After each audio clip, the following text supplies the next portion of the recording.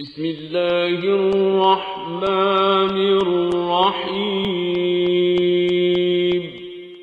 ولقد يسرنا القرآن للذكر فهل من مدكر. السلام علیکم ورحمۃ اللہ. الحمد للہ وکفا وسلام علی عبادہ الذین اصطفیٰ. اما بعد فاعوذ باللہ من الشیطان الرجیم. بسم اللہ الرحمن الرحیم. ومن الناس من یعبد اللہ علی حرف فإن أصابه خیر اطمأن به وإن أصابته فتنة انقلب على وجهه خسر الدنیا والآخرہ ذلک هو الخسران المبین. سورہ حج کی آیت نمبر 11. اور لوگوں میں کوئی ایسا ہے جو کنارے پر رہ کر اللہ کی بندگی کرتا ہے، اگر فائدہ ہوا تو مطمئن ہو گیا، اور جو کہ مصیبت آ گئی تو الٹا پھر گیا، اس کی دنیا بھی گئی اور آخرت بھی. یہ ہے صریح خسارہ. یہاں اللہ رب العالمین نے ان لوگوں کے بارے میں بتایا ہے کہ جو اپنے عقیدے کے اعتبار سے بھی ان کے اندر پختگی پائی لی جاتی، یعنی اضطراب موجود ہوتا ہے، اور ساتھ ہی ساتھ یہ کہ ان کے نزدیک ان کا مفاد سب سے زیادہ اہمیت رکھتا ہے، اور اسی کے حوالے سے وہ اپنے اقدامات کے بارے میں کوئی فیصلے کرتے ہیں. جب اسلام قبول کرتے ہیں، جن لوگوں نے اسلام قبول کیا کی بات ہے خاص طور پر وہاں کی کہ جب مدینے میں آنے کے بعد، وہ کے بعد اس کی اس اعتبار سے بھی ہے کہ مکے میں بھی ایسی صورتحال پائی جاتی تھی، مکے میں بھی ایسے لوگ پائے جاتے تھے کہ جن کا دل اسلام کی حقانیت پر پورا یعنی حقانیت پر جو ہے وہ سمجھ چکے تھے، یا ان کا دل جو ہے اس کی گواہی دیتا تھا، اس پر وہ پورا اترتا تھا. لیکن معاملہ یہ تھا کہ اسلام کے ساتھ جتنی قربانیوں کا معاملہ تھا اور اس کے نتیجے میں جو صورتحال کا سامنا تھا، تو یہ گوارا کرنے کے لیے تیار نہیں تھے. یعنی ایسے حالات بھی تھے تو بعض لوگ تو پھر وہاں پر جو ہے وہ ادھر آئے ہی نہیں. لیکن یہاں جو بات ہونی اس شخص کی بات ہونی کہ جو مدینے کے اعتبار سے کیفیت ہے کہ وہاں پر کچھ لوگ ایسے بھی اسلام کے اندر داخل ہوئے کہ جنہوں نے اسلام کو سمجھا نہیں تھا، لیکن چونکہ اب وہ ریاست کا دین بھی بن چکا ہے، ریاست اس پر قائم ہوئی ہے، اور وہ کہیں کہ اکثریت جو ہے وہ اسلام قبول کر چکی ہے، تو اس حوالے سے بھی وہاں کچھ لوگ ایسے تھے کہ جو اسلام کے دائرے میں تو آئے لیکن اس تک متذبذب تھے، بات جو ہے ان کی سمجھ میں نہیں آتی تھی، وہ پوری طرح سے پوری یقین نہیں تھے. اور جبکہ حالات بھی اگر اس کے خلاف چلے جائیں یعنی کچھ فائدہ ہے تو بہت خوب کرے، اس پر جو ہے مطمئن ہے. لیکن جہاں کہیں کوئی مسائل کا سامنا آ جائے، جہاں کوئی قربانی سے کا مطالبہ کر دیا جائے، یا کوئی چیز کی خواہش اور آرزو کے مطابق نہ ہو بلکہ اس کے الرغم ہو، تو پھر جو ہے وہ اس کے لیے ان کے لیے راستہ مشکل ہو جاتا تھا. تو جب تک چین ہی چین ہے تو اس وقت تک تو بات ٹھیک ہے، اور جہاں کے مسائل کا سامنا آ جائے تو پھر گویا کہیے کہ وہ پیچھے ہٹنے کے لیے تیار ہو جاتے ہیں. اور اسی کے ساتھ ساتھ یہ بھی ہے، یہ کیفیت بھی ہے کہ ان کا معاملہ یہی ہے کہ کنارے پر رہ کر بندگی کرنے کا، کہ جب حالات کو جس کروٹ پر بیٹھتا دیکھیں تو اسی کے مطابق اپنا طرز عمل اختیار کر لیں. یہاں پر اللہ رب العالمین ان کی اس کیفیت کے بعد یہ بیان فرماتے ہیں کہ ان کا معاملہ کیا ہوا، دنیا بھی گئی اور آخرت بھی. یہ نفاق کے حوالے سے یہ خصوصیت کے ساتھ بات ہے، یعنی جو آدمی اپنے نفس کا بندہ بنتا ہے اور اسی اعتبار سے کہیے کہ اس کا کوئی نقطۂ نظر نہیں ہوتا ہے کہ کیا صحیح ہے کیا غلط، بلکہ مفاد کے لیے ادھر بھی ادھر بھی چلنا چاہتا ہے، اس کا معاملہ ایک ہوتا ہے. دوسرا جو شک میں پڑا ہوا ہوتا ہے، یعنی یقین کی اس کیفیت سے سرشار نہیں ہوتا جو کسی بھی راستے پر چلنے کے لیے درکار ہوتی ہے. تو پھر اس کا معاملہ یہ ہوتا ہے، اسے کہتے ہیں کہ نہ خدائی ملا نہ مثال صنم، نہ ادھر کے رہے نہ ادھر کے رہے. یا تو دنیا پرست ہو کر دنیا پرستی کے اندر ہی لگ جاتے تو ٹھیک ہے صحیح ہے، تسلیم کر لیا ایک طرف ہو گئے، اور بس اس حساب سے جو مفادات دنیا ہے انہیں حاصل کرنے کے لیے ادھر لگے رہے. تو ایک تو بات یہ ہوئی چلو دنیا ہی مل گئی، لیکن جنہوں نے نہ اس اعتبار سے اس طرف بھی نہیں جا سکے اور دین کے راستے پر ہی پوری طرح سے جو ہے قائم نہ ہو سکے، تو گویا کہیے کہ اس طرح کی جو کیفیت تھی اس نے انہیں دنیا کے اندر بھی ناکام کر دیا اور آخرت کے حساب سے بھی ناکام ہو گئے کہ اللہ پر اعتماد اور یقین اور کیفیت جو ہے اور دین کے لیے جو قربانی دینے کا جذبہ وہ ان کے اندر موجود نہیں تھا، لہٰذا اس بنیاد پر آخرت بھی ان کی جو ہے وہ ضائع ہو گئی. تو اسی طرح سے اللہ رب العالمین بات بتاتے ہیں کہ یہ ہے صریح خسارہ، یعنی یہ ایسا خسارہ ہے کہ جو بہرحال ایسے فرد کے حصے میں آتا ہے کہ جو اپنے جو یکسوئی اختیار نہیں کرتا، یعنی کسی بھی طرف جو ہے یکسوئی کے ساتھ نہیں رہتا. تو اسلام کی طرف آتا تو دنیا دونوں کے فائدے حاصل کر لیتا. لیکن اگر چلو ادھر نہیں آیا ہے تو گویا کہیے کہ اس نے اپنی دنیا بنانے کی بات، اور نہ دنیا ہی ملی نہ آخرت، بلکہ اس تذبذب نے اس کو جو ہے نقصان حقیقی جو ہے پہنچا دیا. پھر آگے فرمایا یدعو من دون اللہ ما لا یضرہ وما لا ینفعہ ذالک هو الضلال البعید. پھر وہ اللہ کو چھوڑ کر ان کو پکارتا ہے جو نہ اس کو نقصان پہنچا سکتے ہیں نہ فائدہ. یہ ہے گمراہی کی انتہا، یہ ہے گمراہی کی انتہا. یدعو لمن ضرہ اقرب من نفعہ لبئس المولا ولبئس العشیر. وہ ان کو پکارتا ہے جن کا نقصان ان کے نفع سے قریب تر ہے، بدترین ہے اس کا مولا اور بدترین ہے اس کا رفیق. یعنی یہ جو اس کی صورتحال ہے، جو کیفیت ہے، تو اللہ رب العالمین پہلے تو یہ بتا رہے ہیں، پہلی آیت کے اندر تو یہ بات آ جاتی ہے سامنے کہ جنہیں وہ پکار رہا ہے وہ نہ کوئی نفع پہنچانے پر قادر ہے نہ نقصان پہنچانے پر، ان کے پاس کچھ بھی نہیں ہے، کوئی چیز ان کے پاس ایسی نہیں ہے. اور پھر اس کا معاملہ اس اعتبار سے بھی رکھ دیا گیا کہ ان کو پکارتا ہے جن کا نقصان ان کے نفع سے قریب تر ہے. یعنی جس مقصد کے لیے، یعنی اس اعتبار سے جب آدمی چاہتا ہے کچھ حاصل کرنا چاہتا ہے اور گویا کہیے کہ کسی کے بارے میں تصور رکھتا ہے کہ اسے کچھ حاصل ہے اور اس کی طرف رجوع کرتا ہے کسی اور طرف جانے کا، چاہے وہ معبودان باطل کی بات ہو یا وہ نظام، وہ طریقہ ہو کہ جسے اسلام کو چھوڑ کر انسان اختیار کرتا ہے، اس میں کامیابی ہے، اس راستے میں کامیابی ہے. اس راستے کو اختیار کر لیا تو وہ اسلام کو وہ ترک کرتا ہے، اسلام کو ان کی نفی کرتا ہے اور اللہ کی بات کو نہیں مانتا اور شیطان کی بات کو مانتا، ادھر کامیابی نظر آتی ہے تو اپنے ایمان سے چلا جاتا ہے. اور پھر اسی طرح سے اگر وہ کسی اور کو حاجت روائی کے لیے اس کی طرف جاتا ہے تو پھر اس کے نتیجے میں اپنا ایمان کھو دیتا ہے. یعنی کسی اور کو حاجت روا بنا لے، کسی اور کو کیا کہیے کہ وہ اپنے لیے اس طرح سے اپنے بھلائی اور کسی تکلیف کے پہنچانے والا تسلیم کرے، اس اعتبار سے کیا کہیے کہ اس کا ایمان چلا جاتا ہے. تو ایک تو بات اس کی یہ ہے. دوسرا معاملہ اس کے اندر یہ ہے کہ یہ بات واضح ہے،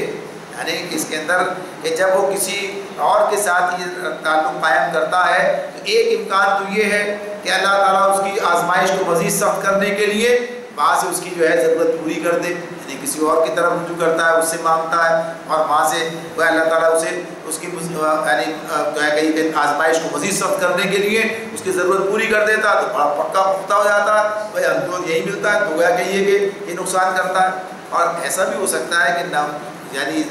کسی کو یہ بنا کر اپنے ادھر جائے تو ایمان بھی کھوئے اور حاصل بھی کچھ نہ ہو سکے. جیسے لوگ سمجھتے ہیں، کہتے ہیں کہ یہاں سے تو اولاد ملے گی، یہاں سے روزگار ملے گا، یہاں سے کامیابی ملے گی، یہاں سے یہ ملے گا. تو ایسا نہیں کہ مل جائے گا، یہ اس راستے پہ جانے سے ایمان بھی گیا اور حاصل بھی کچھ نہیں ہوا. یہ گویا کہ یہ سری خسارے کی بات جس سے بیان کی تھی. آگے فرمایا اللہ تعالیٰ نے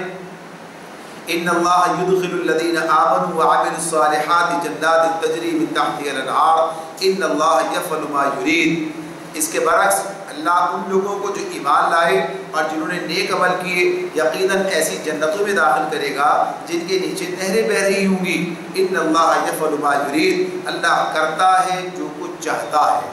یعنی اس کے اختیارات ہیں، وہ جو چاہتا ہے کرتا ہے، کوئی اس کے راستے میں رکاوٹ نہیں ہے. جس کو جو دینا چاہتا ہے دیتا ہے، اسے روکنا چاہتا ہے روک لیتا ہے، ساری چیزیں. تو اسی طرح سے یہ ہدایت اور برائی کی بات بھی ہے اور جنت میں داخل کرنے کی بات، اس کے ساتھ یہ بات جو ہے اللہ تعالیٰ نے یہاں پر ہمارے سامنے رکھ دی ہے. تو وہاں پر وہی اسی کو ملے گا، یعنی جنت اسی کو ملے گی جو اللہ رب العالمین کے اس معیار پر پورا اترے گا اور اللہ ہی کی مرضی اور منشا کے مطابق یہ چیزیں اسے ملیں گی. کوئی اور اسے کچھ دلا نہیں سکتا اور کوئی اگر روکنا چاہے تو رکاوٹ ڈال نہیں سکتا. من کان یظن ان لن ینصرہ اللہ فی الدنیا والآخرۃ فلیمدد بسبب الی السماء ثم لیقطع فلینظر هل یذهبن کیدہ ما یغیظ. جو شخص گمان رکھتا ہو کہ اللہ دنیا اور آخرت میں اس کی کوئی مدد نہ کرے گا، اسے چاہیے کہ ایک رسی کے ذریعے سے آسمان تک پہنچ کر شگاف لگائے، پھر دیکھ لے کہ آیا اس کی تدبیر کسی ایسی چیز کو رد کر سکتی ہے جو اس کو ناگوار ہے، اس آیت کے بارے میں یہ بات آتی ہے، جیسے تفسیر میں آپ دیکھتے ہیں کہ مختلف اس کے عنوانات یعنی اس کے معنی کے اعتبار سے اس کے رخ جو ہے وہ لوگوں نے متعدد بیان کیے ہیں. اور اس کے حوالے سے جو ہے جو اس میں بات کہی گئی کہ پہلی بات اس میں یہ کہ آیا اس کا مخاطب کون ہے، یعنی یہ بات نبی کریم صلی اللہ علیہ وسلم کے حوالے سے کہی جا رہی ہے کہ کوئی یہ سمجھتا ہو کہ اللہ تعالیٰ جو ہے اس نبی اکرم صلی اللہ علیہ وسلم کی مدد نہیں کرے گا دنیا اور آخرت میں، اور وہ اس کے راستے میں رکاوٹ ڈالنا چاہتا ہے، تو اگر اس کے پاس کوئی ایسا ذریعہ ہے تو اللہ کی اس مدد کو روک دے، اس اعتبار سے بات ہے۔ یا پھر اس معاملے میں کہ جیسے کہ جو آیت پیچھے سے چلی آ رہی ہے، جو مضمون پیچھے سے چلا آ رہا تھا، جس کے اندر یہ بات بتائی گئی ہے کہ جو آدمی کنارے پر رہ کر بندگی کرتا ہے اور یہ سمجھتا ہے کہ گویا کہیے کہ وہ جب فائدہ ہو تو ٹھیک اور نقصان ہو جائے پیچھڑ جاتا ہے، تو وہ یہ سمجھ رہا ہوتا ہے گویا کہ اللہ تعالیٰ اس کی مدد نہیں کرے گا، یعنی دین کے راستے میں چل کر جس راستے پر وہ چل رہا ہے، جو اس نے اسلام کو جو اختیار کیا ہے، اس میں چل کر اس کا بھلا نہیں ہوگا، تو کیا کہیے کہ پھر اگر وہ یہ سمجھتا ہے تو یہ کر کے دیکھ لیں۔ تو اس میں یہ بات واضح کی جا رہی ہے کہ اللہ رب العالمین کی مدد اپنے وقت پر اپنے حساب سے انسان کے پاس آتی ہے، انسان کے پاس کوئی اختیار نہیں ہے، کوئی طریقہ کار نہیں ہے جس کے ذریعے سے وہ اس میں کوئی تبدیلی کر سکے۔ تو یہاں اس کے لفظی معنی کی بات نہیں ہو رہی، بلکہ بات یہی ہے کہ اگر اس کی تدبیر کسی ایسی چیز کو رد کر سکتی ہے جس کو ناگوار ہے تو چاہے کر لے، آسمان تک چپچپی لگا لے، کچھ اس کے وہاں سے جو ہے کوئی کام کر کے دیکھ لے۔ یہ بات بالکل اسی انداز کی ہے جیسی سورۃ الانعام بھی اس طرح ہمارے سامنے گزر چکی ہے۔ اس میں اللہ تعالیٰ نے یہ بات بتائی تھی نبی صلی اللہ علیہ وسلم اور آپ کے ساتھیوں کو، اس اعتبار سے کہ جہاں یہ کیفیت پیدا ہو رہی تھی کہ کوئی ایسا طریقہ جو ہے سامنے آ جائے، کوئی ایسا معجزہ سامنے آ جائے کہ لوگوں کی گردنیں جھک جائیں اور لوگ جو ہے اسلام قبول کرنے کے سوا کوئی چارہ کار نہ رہے، تو اس موقع پر یہ بات بتا دی گئی تھی کہ اللہ کا کام تو اللہ کے طریقے کے مطابق ہی ہوگا، لیکن اگر آپ اپنی مرضی سے کوئی کرنا چاہتا ہے تو کر کے دیکھ لے خود، اگر اس کا اختیار آسمان تک کوئی سیڑھی لگائے وہاں سے کوئی معجزہ لانے کی کوشش کرے، اسی اعتبار سے بات تھی۔ تو اب یہاں بھی یہ بات ہے کہ یہ اگر کوئی سمجھتا ہے تو اس کی اپنی بات ہے، یہ اللہ کی مدد جو اپنے وقت پر آئے گی، وہ اس معاملے میں کوئی چیز کر نہیں سکتا ہے، تو اللہ رب العالمین جو ہے وہ اپنے وقت پر اپنے سارے معاملات اس طرح سے کرے گا، اس کی تدبیر کسی چیز کو رد نہیں کر سکتی جو اس کو ناگوار ہے۔ وَكَذَلِكَ أَنزَلْنَاهُ آيَاتٍ بَيِّنَاتٍ وَأَنَّ اللَّهَ يَهْدِي مَن يُرِيدُ، ایسی کھلی باتوں کے ساتھ ہم نے اس قرآن کو نازل کیا ہے اور ہدایت اللہ جسے چاہتا ہے دیتا ہے، یعنی یہ چیزیں قرآن جو ہے اللہ تعالیٰ کی طرف سے ہدایت کا سامان لے کر آیا ہے۔ اب ہدایت اسی کو ملے گی جو ہدایت چاہتا ہے، یعنی اللہ تعالیٰ اسی کو ہدایت دیتا، اصل فائد تو اللہ ہی ہے۔ اس میں جو بات ہمارے سامنے آتی ہے کہ اللہ جسے چاہتا ہے ہدایت دیتا ہے، تو ہدایت دے رہا تو اللہ ہی کے اختیار میں، لیکن اللہ کسے دیتا ہے یہ بات اللہ تعالیٰ بار بار بیان کر دیتے ہیں کہ جو اللہ جو ہدایت کا طلبگار ہوتا ہے، جو اس کے لیے اس کو ہدایت چاہتا ہے، کوشش کرتا ہے، اللہ اسے عطا فرماتا ہے۔ ان الذین آمنوا والذین ہادوا والذین ہادوا والسابئین والنصارى والمجوس والذین اشرکوا ان اللہ یفصل بینہم یوم القیامہ ان اللہ علی کل شیء شہید۔ جو لوگ ایمان لائے اور جو یہودی ہوئے اور سابی اور نصارہ اور مجوس اور جن لوگوں نے شرک کیا، ان سب کے درمیان اللہ قیامت کے روز فیصلہ کر دے گا، ہر چیز اللہ کی نظر میں ہے۔ اس میں جو اللہ تعالیٰ نے یہاں پر یہ ایمان لانے والوں ان الذین آمنوا والذین ہادوا والسابئین والنصارى والمجوس سب کے نام لے کر جو بیان کیا ہے، اس میں جو بات بیان کی جا رہی ہے کہ اہل ایمان یعنی تمام ہر دور میں جو بھی لوگ ایمان لائے اللہ پر، چاہے اس کے اندر ایمان لانے والوں کے زمرے میں وہ لوگ بھی شامل ہیں کہ جو صادق الایمان ہیں، اور وہ لوگ بھی شامل ہیں کہ جو ایمان کا دعویٰ تو کرتے ہیں لیکن ایمان دلوں میں پوری طرح نہیں اترا ہے، تذبذب کا شکار ہیں، وہ بھی گویا اسی کے دائرے میں اسی حوالے سے ان کو بھی مخاطب کیا کہ ان کا معاملہ ہو۔ اور جو یہودی بن گئے، یعنی اللہ نے کہا والذین جو یہودی ہوئے، اللہ نے تو کسی کو یہودی نہیں بنایا تھا، مسلمان بنایا تھا، یہودی بن گئے، ان کا معاملہ ہو۔ پھر اسی طرح سابی کی بات ہے، تو سابی کے نام سے بھی متعلق باتیں سامنے آتی ہیں۔ اس حوالے سے ایک تو کہا گیا کہ یعنی یحییٰ علیہ السلام کے جو پیروکار تھے ان کے بارے میں، جنہوں نے یعنی یحییٰ علیہ السلام ویسے تو اسلام پیش کر رہے تھے لیکن جن لوگوں نے اس طرف جا کے وہ کہیے کہ اس کے اندر بگاڑ پیدا کر دیا، تو اس میں انہوں نے اپنا نام انہوں نے سابی رکھ لیا، وہ اس نام سے پکارے گئے، یعنی استباق کے طریقے پر عمل کرتے تھے یہ۔ اور دوسرے ستارہ پرست لوگوں کے بارے میں بھی یہ لفظ استعمال، یعنی یہ ان کے لیے بھی سابی کا لفظ ہے وہ استعمال کیا گیا۔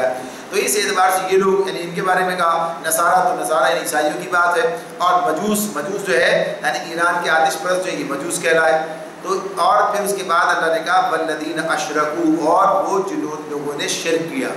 اچھا اب اگر ویسے دیکھیں تو کیا ہے، یہودی، عیسائی، سابی، مجوس سب کیا ہے، یہ مشرک بھی ہیں ساتھ میں، لیکن ان کے الگ الگ نام ہیں، یعنی انہوں نے اپنے کچھ نام جو ہے وہ اپنے لیے رکھ لیے، تو یہ ناموں سے پکارے جاتے ہیں، یہودی، عیسائی، صابی، نصارہ، مجوس، یہ اس طرح سے ہو گیا۔ تو اب اس کے علاوہ جن کا کوئی خاص نام نہیں ہے، تو اس میں جیسے مشرکین مکہ ہیں اور جتنے لوگ ہیں، یہ سب کے سب کسی ایک کے جن لوگوں نے شرک کیا ہے نا۔ اس کا مطلب یہ نہیں کہ باقی مشرک نہیں تھے، یہ بھی مشرک تھے، لیکن ان کے نام بھی الگ تھے، تو ان کو ناموں سے پکارا۔ اب اس سب کے لیے ایک ہی نام دے کر انہیں کہہ دیا کہ جن کے عقائد اور اعمال میں شرک ہے وہ سب کے سب والذین، ان کے لیے آ گیا والذین اشرکوا، یعنی جنہوں نے شرک کیا۔ تو ان سب کے بارے میں ان سب کا نام لے کر اللہ تعالیٰ یہ بات کہتے ہیں کہ ان سب کے درمیان اللہ قیامت کے روز فیصلہ کر دے گا، اللہ قیامت کے روز فیصلہ کرے گا۔ اب اس فیصلے کی بات کیا ہے؟ ایک فیصلہ تو جو ہے قرآن یہ ہمارے سامنے رکھتا ہے، اور وہ کیا ہے کہ اللہ پر ایمان لانے والے درست ہیں، صحیح ہے، صحیح راستہ یہی ہے، یعنی اپنی جگہ فیصلہ کر رہا ہے۔ لیکن اس فیصلے کا اطلاق اس طرح سے نہیں ہو رہا کہ اس فیصلے کے نتائج سامنے آئے، یعنی اس فیصلے کا اطلاق اس طرح ہو جائے کہ ایمان لانے والوں کو یہاں پر اس طرح سے وہ کامیابی اور وہ سب چیزیں، یہ ٹھیک ہے کہ اس راستے پہ چلیں گے تو سب اس کے نتائج ان کے حق میں نکلیں گے، یعنی اللہ دنیا میں جو انہیں عطا فرمائے وہ اپنی جگہ، لیکن صرف اس بنیاد پر کہ ایمان لانے پر اور ایمان نہ لانے پر، یعنی یہودی ہونے پر اور مجوسی ہونے پر، یہ سب کا یعنی یہ تو ایک جد و جہد ہے، اس کے نتائج اس طرح سامنے آئیں گے جب وہ جد و جہد اس نتیجے پر تک پہنچے گی، اس سے پہلے تو وہ نتائج سامنے نہیں آ رہے ہیں۔ تو جیسے کہ فیصلہ جس پر کر دیا جائے تو یہ فیصلہ قیامت کے دن ہوگا۔ اللہ رب العالمین جو ہے اس روز یہ فیصلہ کریں گے کہ جب یہ سب موجود ہوں گے تو پھر اس دن کے فیصلے کا معاملہ کیا ہوگا، عدالت فیصلہ کر دے گی کہ کون مجرم ہے اور کون جو ہے پھر وہ مسلم ہے، اور اس حیثیت سے اسے جو ہے اجر دیا جا رہا ہے۔ تو فریقین کے درمیان باقاعدہ یہ فیصلہ جو ہے اللہ تعالیٰ کی طرف سے اس دن کیا جائے گا۔ آج تو جو کچھ کرنا چاہتا ہے اسے کرنے کے لیے چھوڑ دیا جاتا ہے، اور دنیا میں بظاہر جو ہے ہم یہ دیکھ رہے ہوتے ہیں کہ بعض اوقات جو ہے غیر مسلم، جیسے آج بھی ہمارے سامنے کہ دنیا کے اندر بالادستی تو انہیں حاصل ہے،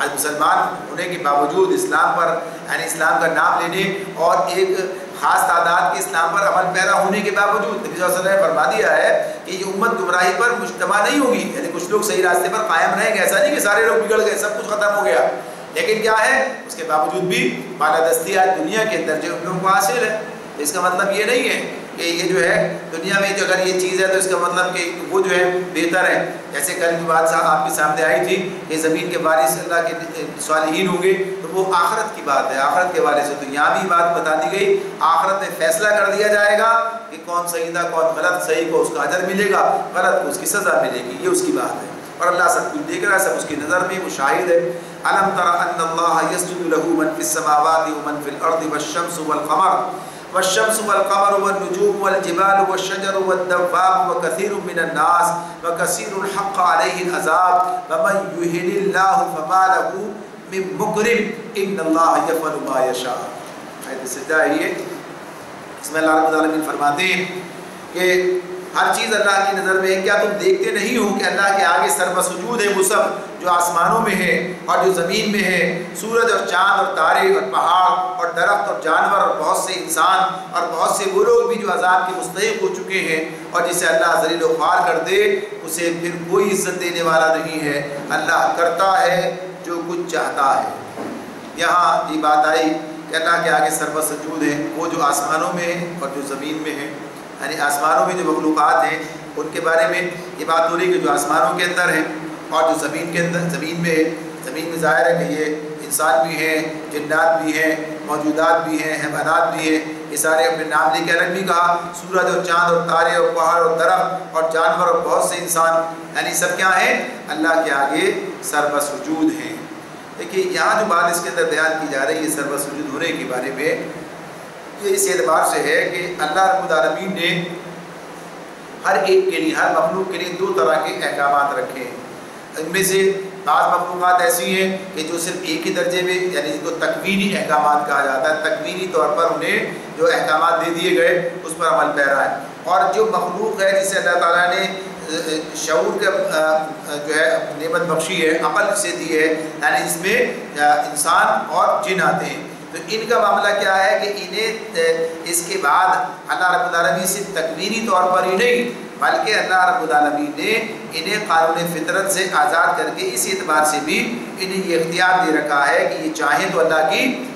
بندگی کریں، چاہیں تو انکار کرتے ہیں۔ یعنی اس اعتبار سے یہ چیز جو ہے ان کے سامنے آتی ہے۔ تو یہاں پر اللہ تعالیٰ ایک بات بتا رہے ہیں، تو یہ دونوں چیزیں بیک وقت یہاں پر سامنے رکھی گئی ہیں کہ ایک تو وہ چیز ہے کہ جس کی بنیاد پر تمام کے تمام تکوینی طور پر اسی کام پر لگے ہوئے ہیں کہ جو کام اللہ رب العالمین نے ان لوگوں کے ذمہ ان مخلوقات کے ذمہ لگا دیا کہ وہ سب کے سب جو ہے اس کام کو انجام دے رہے ہیں۔ اسی میں اللہ رب العالمین نے ان کو بھی شامل کیا، ان انسانوں کو بھی شامل کیا کہ جو کہ یعنی اپنے اختیار کے ساتھ، یعنی اختیار جو دیا ہے انسان کو کہ چاہے تو اللہ کی فرما برداری کرے چاہے تو نہ کرے، بعض معاملات میں حالات میں جن چیزوں کے اندر اس میں وہ اختیاری طور پر فرما برداری اختیار نہیں کر رہے، یعنی سجدہ بنیادی طور پر فرما برداری کے معنوں میں بھی آ رہا ہے کہ یہ اختیار نہیں کر رہے ہیں، تو لیکن تکوینی طور پر بہت سارے معاملات جو ہیں تکوینی ان کے اندر وہ اللہ کے بتائے ہوئے راستے پہ چل رہے ہیں، اسی پر سارا کام ان کے چل رہا ہے، اس سے وہ انحراف نہیں کر سکتے۔ تو یہاں اس اعتبار سے بتا دیا گیا کہ تکوینی طور پر بھی یہ معاملات ہے کہ وہاں پر جو ہے ہر مخلوق جو ہے وہ اللہ رب العالمین کی بندگی کر رہی ہے، اور جہاں اختیار کا معاملہ دے دیا گیا تو وہاں اس اختیار کے اعتبار سے جو لوگ یعنی جو انسان ہے جنہیں اللہ نے اختیار دیا ہے، اختیاری طور پر اللہ کی بندگی اختیار کرتے ہیں، تو پھر اس اعتبار سے وہ اس کا اجر پاتے ہیں۔ تو یہاں یہ بات اس حیثیت سے بتا دی گئی، اور یہاں ذلت اور عزت کی جو بات کہی گئی ہے تو یہاں وہی راستے کی بات ہے کہ جو عزت کا راستہ ہے وہ ایمان کا راستہ ہے، اللہ کی بندگی کا راستہ ہے، اور ذلت کا راستہ جو ہے اللہ کی نافرمانی کا راستہ ہے۔ تو اس اعتبار سے یہ چیز جو ہے یہاں پر بتا دی گئی کہ یہ تکوینی طور پر تو سب کے سب اللہ تعالیٰ کی فرما برداری کر رہے ہیں، تمام نباتات جمادات آپ سارے کے سارے یہ سب کے سب حیوانات اللہ کی، اور ایسے انسان بھی کہ جو مانے یا نہ مانے تکوینی طور پر تو اللہ کی فرما برداری کرتے ہیں، لیکن اختیاری طور پر جب انہیں دیا گیا تو اس اعتبار سے ان کا معاملہ جو ہے یہ بتایا جا رہا ہے کہ وہ جو نہیں کرتے تب بھی تکوینی طور پر اللہ کے فرما بردار ہیں۔ هذان خصمان اختصموا في ربهم فالذين كفروا قطعت لهم ثياب من نار يصب من فوق رؤوسهم الحميم۔ یہ دو فریق ہیں جن کے درمیان اپنے رب کے معاملے میں جھگڑا ہے۔ ان میں سے وہ لوگ جنہوں نے کفر کیا ان کے لیے آگ کے لباس کاٹے جا چکے ہیں، ان کے سروں پر کھولتا ہوا پانی ڈالا جائے گا۔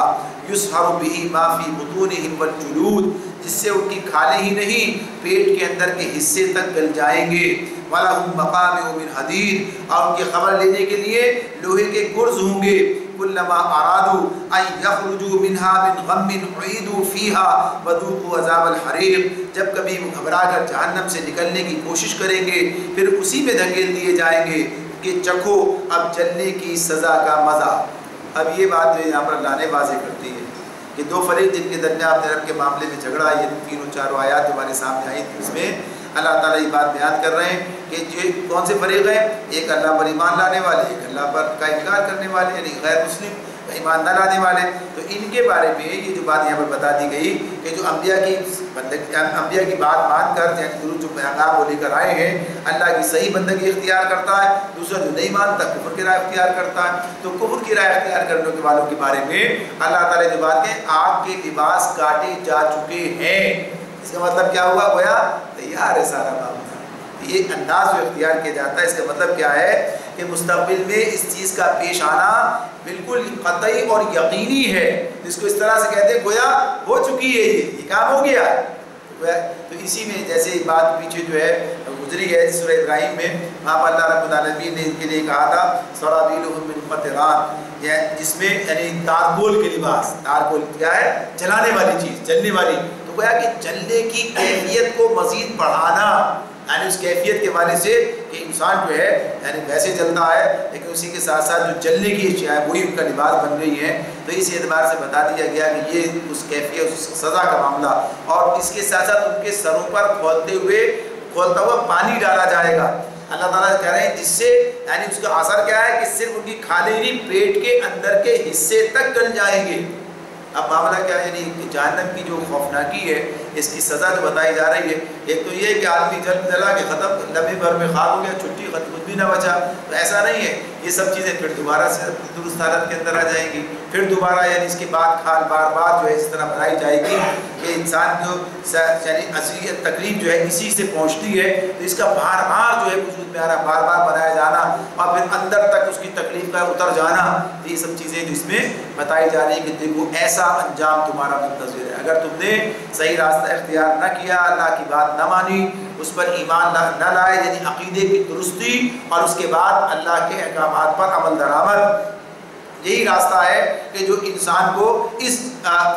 عذاب سے بچا سکتا ہے، ورنہ خطرہ جو ہے اس کے اوپر تلا کھڑا ہے۔ تو اللہ رب العالمین نے بات بتا دیتے ہیں کہ بہرحال کہ اسی میں پڑے رہیں گے، اور جب نکلنے کی کوشش کریں گے تو پھر اسی میں دھکیل دیے جائیں گے، اور ان کی خبر لینے کے لوہے کے گرز، یعنی کہاں کا عذاب کی مختلف کیفیات ہیں جو اس کے حوالے سے بیان کی گئی ہیں۔ اور پھر فرمایا ان اللہ يدخل الذین آمنوا وعملوا الصالحات جنات تجری من تحتها الانہار جنات تجری من تحتها الانہار یحلون فیہا من اساور من ذہب ولؤلؤا ولباسهم فیہا حریر،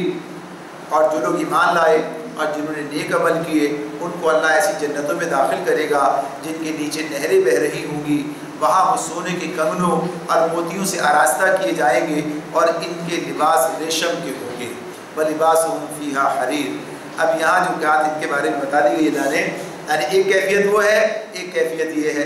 وہاں کیا ہے آگ کے عذاب لباس، اور یہاں کیا ہے ریشم کے لباس، یعنی یہ بات جو اس میں بتائی جا رہی ہے۔ تو اب یہ جو اس میں کہا گیا نا کہ یہ انہیں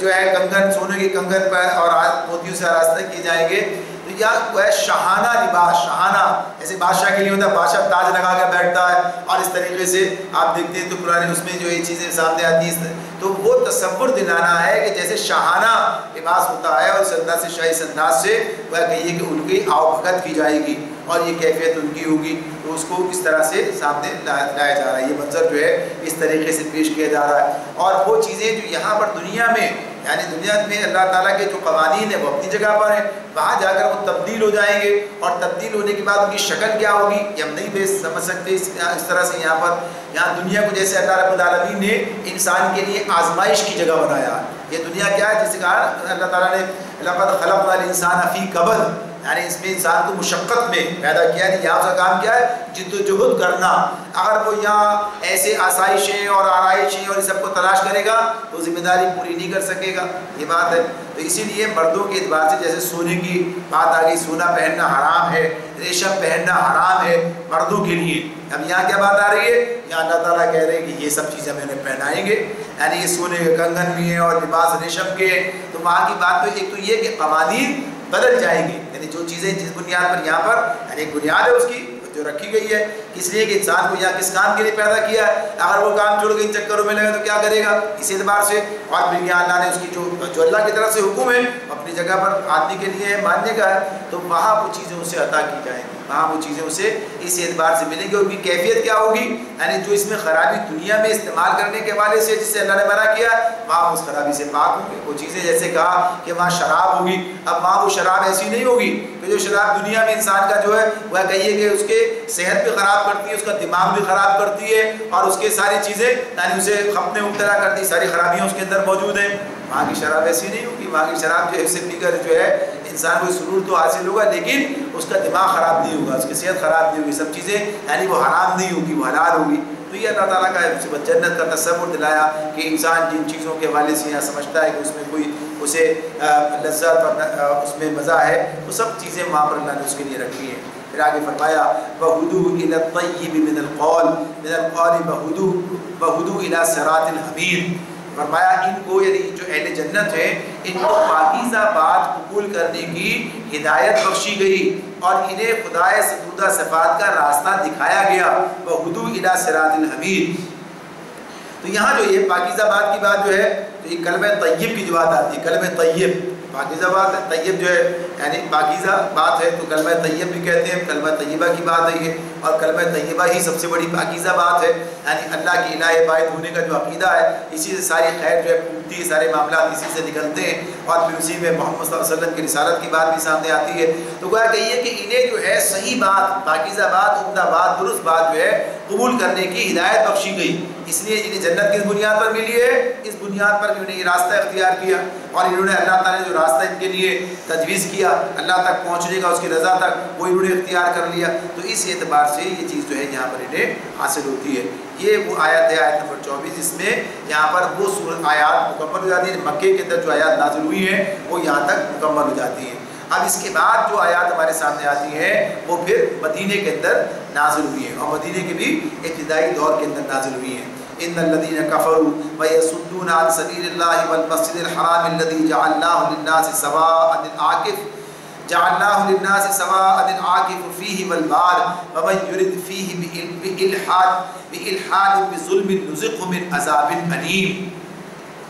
فرمایا اللہ رب العالمین نے جن لوگوں نے کفر کیا اور جو آج اللہ کے راستے سے روک رہے ہیں اور اس مسجد حرام کی زیارت میں مانے ہیں جسے ہم نے سب لوگوں کے لیے بنایا ہے، جس میں مقامی باشندوں اور باہر سے آنے والوں کے حقوق برابر ہیں، ان کی روش یقیناً سزا کی مستحق ہے۔ اس مسجد حرام میں جو بھی راستی سے ہٹ کر ظلم کا طریقہ اختیار کرے گا اسے ہم دردناک عذاب کا مزہ چکھائیں گے۔ اب یہاں پر اسی اعتبار سے یہ جو بات ہمارے سامنے ہے یہ کئی پہلو اپنے اندر رکھتی ہے۔ یہاں جو بات ہو رہی ہے اللہ تعالیٰ فرماتے ہیں کہ جو لوگ آج اللہ کے راستے سے روکتے ہیں، ان الذین کفروا، جنہوں نے کفر کیا، خود بھی کافر ہیں، کفر کیا، وَيَصُدُّونَ عَن سَبِيلِ اللَّهِ، اور جو اللہ کے راستے سے روک رہے ہیں۔ تو اللہ کے راستے سے جو یہاں پر روکنے کی بات اس مقام پر ہمارے سامنے آتی ہے، اور ساتھ ہی اس کو واضح کیا اور مسجد حرام کی زیارت میں مانے ہیں، یعنی جو لوگ وہاں جانا چاہتے ہیں، اور کون لوگ تھے اس وقت جانا چاہتے ہیں؟ نبی صلی اللہ علیہ وسلم، آپ کے ساتھ ان کے لیے اس راستے کو بند کر دیا گیا تھا، اس کے لیے یعنی رکاوٹ ڈال دی گئی تھی کہ آپ کو یہاں نہیں آنے دیا جائے گا۔ اور جیسا کہ پھر آپ گئے بھی، یعنی جب عمرہ کرنے کے لیے گئے، جس کا ذکر ہمارے سامنے آئے گا سورہ فتح کے اندر، تو اس پر آپ کو جانے نہیں دیا، روکا گیا۔ سورہ مائدہ میں بھی اس بات کو پڑھ کر آئے، وہاں بھی اس کا تذکرہ تھا کہ جو رکاوٹ ڈالی ہے، ممانعت جو ہے ہو گئی ان کے لیے۔ تو یہ بات اللہ تعالیٰ فرماتے ہیں کہ یہ جو کام انہوں نے کیا ہے تو اسے اللہ تعالیٰ نے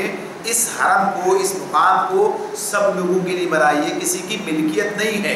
یہ جو جگہ ہے، جو مسجد حرام ہے، یہ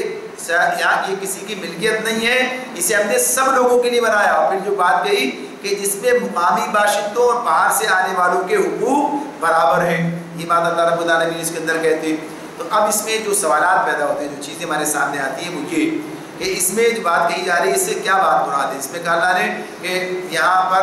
سب کے حقوق برابر ہیں، اور اس لیے کسی کو اس پر جو ہے یعنی مالکانہ حقوق اور یعنی باہر سے آنے والے اور یہاں رہنے والے دونوں کے برابر کر دیے گئے۔ تو اس پر فقہاء نے جو چیزیں باہر سامنے رکھی ہیں ان میں سے کچھ چیزوں کو اپنے سامنے رکھتے ہیں۔ پہلی بات تو یہ سامنے رہنی چاہیے کہ مسجد حرام سے کیا مراد ہے۔ مسجد حرام کی جب بات ہوتی ہے تو مسجد حرام سے صرف وہ مسجد ہے جو بیت اللہ کی گرد بنی ہوئی ہے۔ آپ دیکھتے ہیں بیت اللہ کی گرد جو مسجد بنی ہوئی ہے، اس کا مطلب صرف وہ مسجد حرام ہوئی ہے، یا پھر اس سے پورا حرم، یعنی حرم مکہ جسے کہا جاتا ہے، حرم کی حدود کچھ اور ہیں۔ حرم کی حدود جو ہے، مسجد تو ہے اپنی جگہ پر، اسے تو یہاں پر جب یہ بات کہی جائے اس سے مراد کیا کہ مسجد کی وہ جو حدود ہیں ان کی بات ہو رہی ہے، یا پھر پورا حرم مکہ جو ہے اس کی بات ہو رہی ہے، اس حوالے سے بات ہے۔ تو اس میں مختلف جو ہے وہ کہیے کہ آراء ہیں فقہاء کی، اس کے بارے میں بیان کیا، اپنے اپنے دلائل جو ہیں اس اعتبار سے دیے گئے ہیں۔ تو اس میں پہلی بات تو یہ اس میں کیا بات بتا دی گئی ہے کہ جب کبھی جیسے کہا کہ اس میں مانے ہیں حرم یعنی رکاوٹ ڈال رہے ہیں، تو یہ رکاوٹ ڈالنے سے مراد حج اور عمرے کے حوالے سے، زیارت کا مطلب حج اور عمرے کے حوالے سے،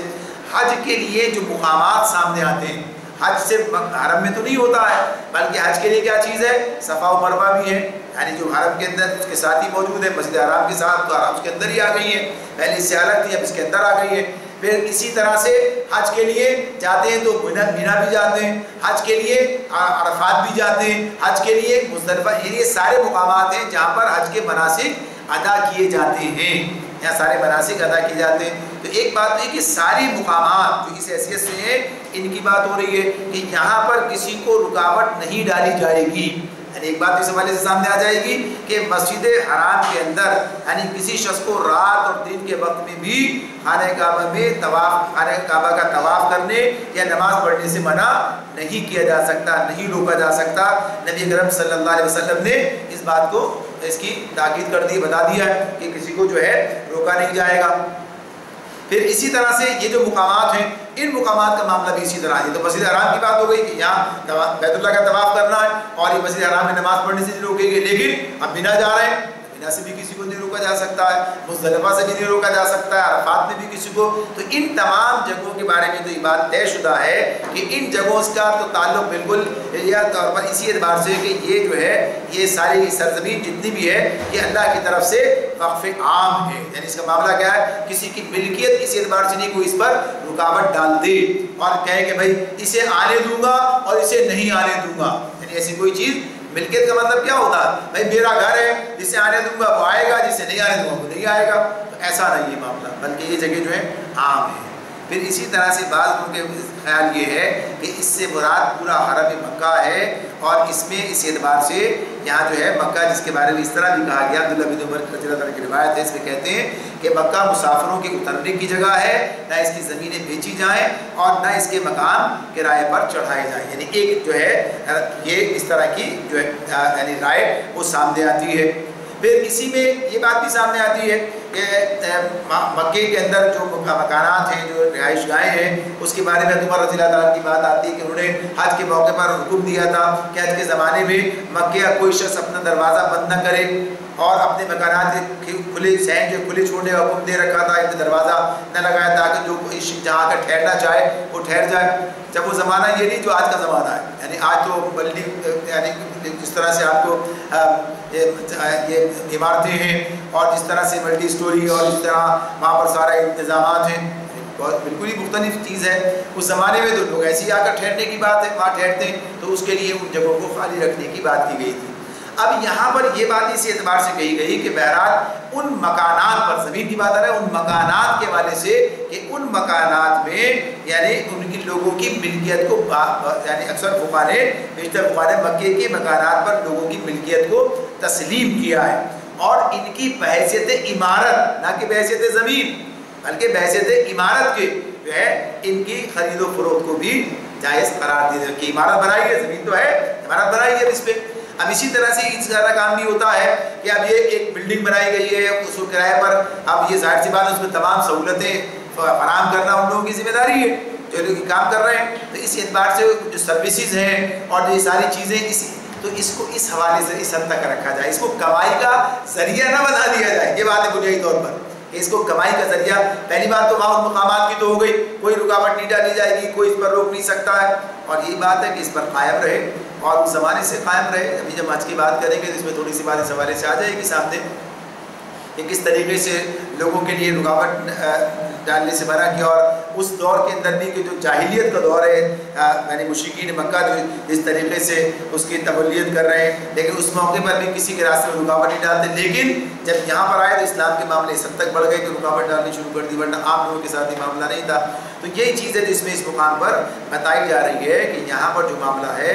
ये कि ये सबके लिए, किसी की मिल्कियत नहीं है, कोई इसको रुकावट नहीं डाल सकता, जो शख्स यहाँ आना चाहे उसे आने दिया जाएगा। और हुकूक के बराबर होने की बात भी इसी हवाले से है कि नहीं ये हमारी मिल्कियत, हम नहीं आने देंगे, तो इसमें ये बात वाज़ेह कर दी गई है। और फिर जैसे कि ये बात और इसके अंदर कही गई कि जो इसमें रास्ते से हटकर काम करे, तो रास्ते से हटने का मतलब भी क्या है, इसी एतबार से है कि जो हर वो फेल इसमें मुराद है कि जो गुनाह की तारीफ में आता हो, जुल्म की तारीफ में आता हो, यानी कोई ख़ास फेल की बात इसमें नहीं, इस एतबार से कि जो गुनाह है वो वहाँ पर उसका इर्तिकाब ज़्यादा शदीद है। यानी जैसे वहाँ पर अजर की बात भी है ना, अजर बहुत ज़्यादा है इंसान के अमाल का, तो इसी एतबार से ख़ास उस मुकाम पर जो है आदमी जो है अगर तौहीन किए रहे और इस मामले जो ऐसे गुनाहों की तरफ जाए, जुल्म करे, ज़्यादती करे, वैसे तो किसी पर भी जुल्म करना वैसे ही मना है, लेकिन जो ख़ास मस्जिद हराम के अंदर करे